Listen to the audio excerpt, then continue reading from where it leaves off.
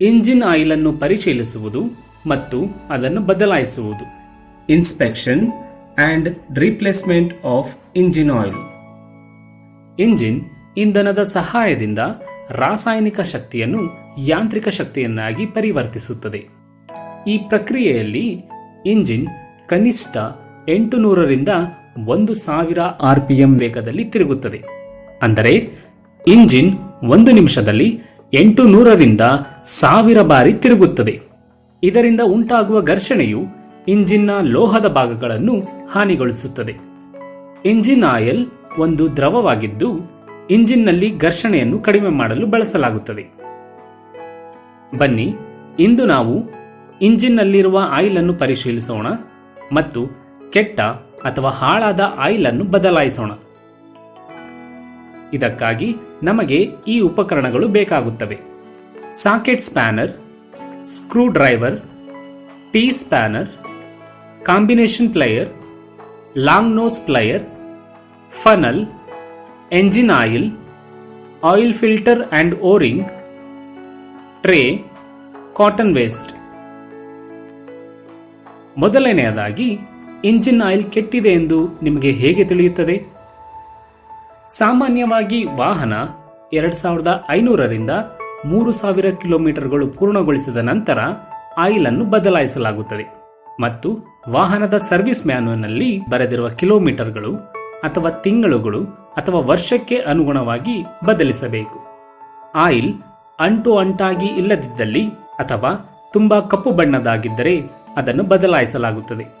ಈ ವಾಹನದ ಆಯಿಲ್ ಅನ್ನು ವಾಹನದ ಸರ್ವಿಸ್ ಮ್ಯಾನ್ಯುವಲ್ ಅನುಗುಣವಾಗಿ ಬದಲಾಯಿಸಬೇಕು. ಬನ್ನಿ ಆಯಿಲ್ ಅನ್ನು ಹೇಗೆ ಬದಲಾಯಿಸಲಾಗುತ್ತದೆ ಎಂದು ನೋಡೋಣ. ಮೊದಲನೆಯದಾಗಿ ಹೈಡ್ರಾಲಿಕ್ಸ್ ರ್ಯಾಂಪ್ನಲ್ಲಿ ಮೇನ್ ಸ್ಟ್ಯಾಂಡ್ನ ಸಹಾಯದಿಂದ ವಾಹನವನ್ನು ನಿಲ್ಲಿಸಿ ಮತ್ತು ಇಗ್ನಿಷನ್ ಸ್ವಿಚ್ ಅನ್ನು ಆಫ್ ಮಾಡಿ.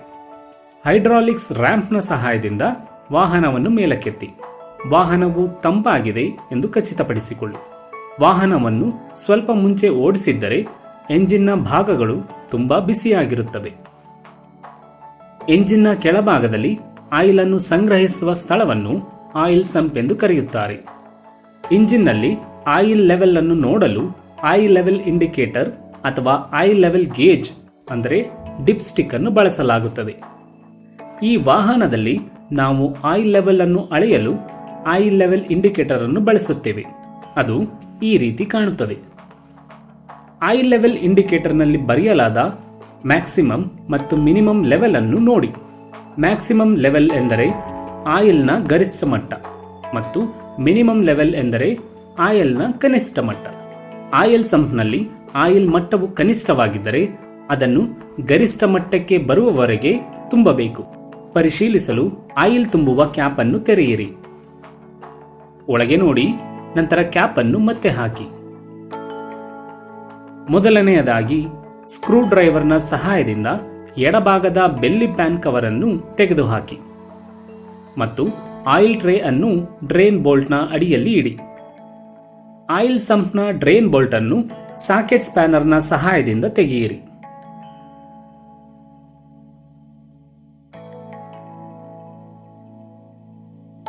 ಮತ್ತು ಲಾಂಗ್ ನೋಸ್ ಪ್ಲೇಯರ್ನ ಸಹಾಯದಿಂದ ಸ್ಟ್ರೈನರ್ ಅನ್ನು ಹೊರತೆಗೆಯಿರಿ. ಆಯಿಲ್ ಅನ್ನು ತೆಗೆಯುವಾಗ ಇಂಜಿನ್ ತಣ್ಣಗಾಗಿದ್ದರೆ 2 ನಿಮಿಷಗಳ ಕಾಲ ವಾಹನವನ್ನು ಪ್ರಾರಂಭಿಸಿ. ಇದರಿಂದ ಎಂಜಿನ್ ಸ್ವಲ್ಪ ಬಿಸಿಯಾಗುತ್ತದೆ ಮತ್ತು ಆಯಿಲ್ ಅನ್ನು ಇಂಜಿನ್ನಿಂದ ಸಂಪೂರ್ಣವಾಗಿ ತೆಗೆಯಲು ಸುಲಭವಾಗುತ್ತದೆ. ಡ್ರೈನ್ ಬೋಲ್ಟ್ ಮೂಲಕ ಇಂಜಿನ್ ಆಯಿಲ್ ಟ್ರೇನಲ್ಲಿ ಸಂಗ್ರಹಿಸಿ.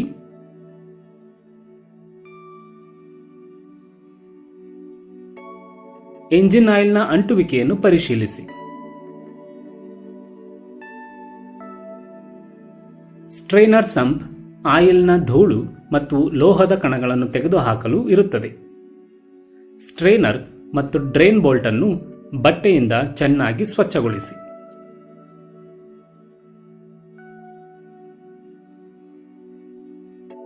ಡ್ರೈನ್ ಬೋಲ್ಟ್ ಓರಿಂಗ್ ಅನ್ನು ಸ್ಕ್ರೂ ಡ್ರೈವರ್ನ ಸಹಾಯದಿಂದ ತೆಗೆಯಿರಿ ಮತ್ತು ಅದನ್ನು ಸ್ವಚ್ಛಗೊಳಿಸಿ.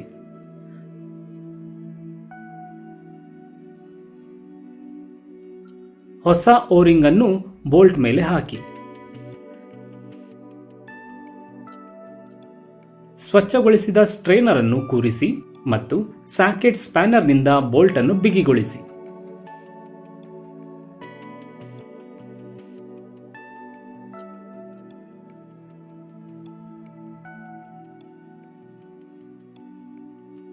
ಅದರ ಜೊತೆಗೆ ಬೋಲ್ಟ್ ಅನ್ನು ಸ್ವಚ್ಛಗೊಳಿಸಿ. ಈಗ ಸ್ಕ್ರೂ ಡ್ರೈವರ್ನ ಸಹಾಯದಿಂದ ಬಲಭಾಗದ ಬೆಲ್ಲಿ ಪ್ಯಾನ್ ಕವರ್ ಅನ್ನು ತೆಗೆಯಿರಿ. ಟಿ ಸ್ಪ್ಯಾನರ್ನ ಸಹಾಯದಿಂದ ಆಯಿಲ್ ಫಿಲ್ಟರ್ ಕವರ್ ತೆಗೆಯಿರಿ.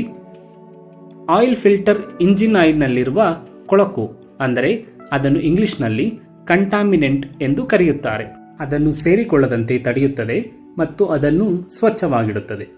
ಲಾಂಗ್ ನೋಸ್ ಪ್ಲೈಯರ್ನ ಸಹಾಯದಿಂದ ಆಯಿಲ್ ಫಿಲ್ಟರ್ ಅನ್ನು ಇಂಜಿನ್ನಿಂದ ಹೊರತೆಗೆಯಿರಿ. ಶುದ್ಧವಾದ ಬಟ್ಟೆಯಿಂದ ಫಿಲ್ಟರ್ ಕೇಸಿಂಗ್ ಅನ್ನು ಸ್ವಚ್ಛಗೊಳಿಸಿ. ಹೊಸ ಆಯಿಲ್ ಫಿಲ್ಟರ್ ಅನ್ನು ಫಿಲ್ಟರ್ ಕೇಸಿಂಗ್ನಲ್ಲಿ ತೋರಿಸಿದಂತೆ ಇರಿಸಿ ಮತ್ತು ಫಿಲ್ಟರ್ ಕ್ಯಾಪ್ ಅನ್ನು ಹಾಕಿ. ಟಿ ಸ್ಪ್ಯಾನರ್ ಅನ್ನು ಉಪಯೋಗಿಸಿ ಬೋಲ್ಟ್ ಅನ್ನು ಬಿಗಿಗೊಳಿಸಿ.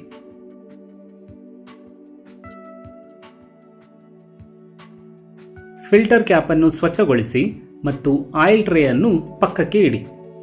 ಗಮನಿಸಿ, ಎಂಜಿನ್ ಆಯಿಲ್ ಅನ್ನು ಬದಲಾಯಿಸುವಾಗ ಆಯಿಲ್ ಫಿಲ್ಟರ್ ಅನ್ನು ಸಹ ಬದಲಾಯಿಸಲಾಗುತ್ತದೆ. ಕಾಂಬಿನೇಷನ್ ಪ್ಲೇಯರ್ ಮತ್ತು ಬಟ್ಟೆಯ ಸಹಾಯದಿಂದ ಆಯಿಲ್ ಫಿಲ್ಲರ್ ಕ್ಯಾಪ್ ಅನ್ನು ತೆರೆಯಿರಿ. ತೋರಿಸಿರುವಂತೆ ಫಿಲ್ಲರ್ ಕ್ಯಾಪ್ನ ಕೆಳಭಾಗವನ್ನು ಬಟ್ಟೆಯ ಸಹಾಯದಿಂದ ಸ್ವಚ್ಛಗೊಳಿಸಿ.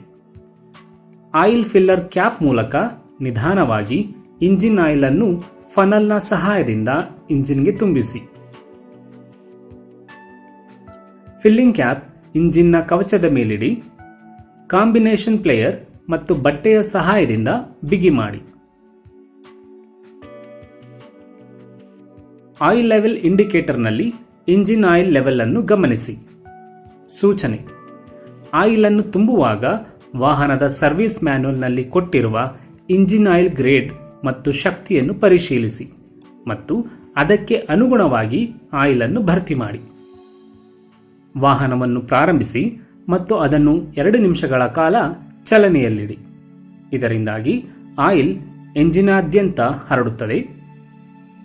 ಆಯಿಲ್ ಲೆವೆಲ್ ಇಂಡಿಕೇಟರ್ನಲ್ಲಿ ಆಯಿಲ್ ಲೆವೆಲ್ ಅನ್ನು ಗಮನಿಸಿ. ಆಯಿಲ್ ಲೆವೆಲ್ ಗರಿಷ್ಠ ಮಟ್ಟಕ್ಕಿಂತ ಕಡಿಮೆ ಇದ್ದರೆ ಅದನ್ನು ಗರಿಷ್ಠ ಮಟ್ಟದ ತನಕ ತುಂಬಿಸಿ. ಇದರೊಂದಿಗೆ ಇಂಜಿನ್ನಿಂದ ಆಯಿಲ್ ಎಲ್ಲಾದರೂ ಸೋರಿಕೆಯಾಗಿದೆಯೇ ಎಂದು ಪರೀಕ್ಷಿಸಿ. ಸ್ಕ್ರೂ ಡ್ರೈವರ್ನ ಸಹಾಯದಿಂದ ಎಡ ಮತ್ತು ಬಲಭಾಗದಲ್ಲಿನ ಬೆಲ್ಲಿ ಪ್ಯಾನ್ ಕವರ್ಗಳನ್ನು ಹಾಕಿ. ಬಳಸಿದ ಎಲ್ಲ ಉಪಕರಣಗಳನ್ನು ಟೂಲ್ಸ್ ಟ್ರಾಲಿಯಲ್ಲಿ ಸ್ವಚ್ಛ ಮಾಡಿ ಇಡಿ.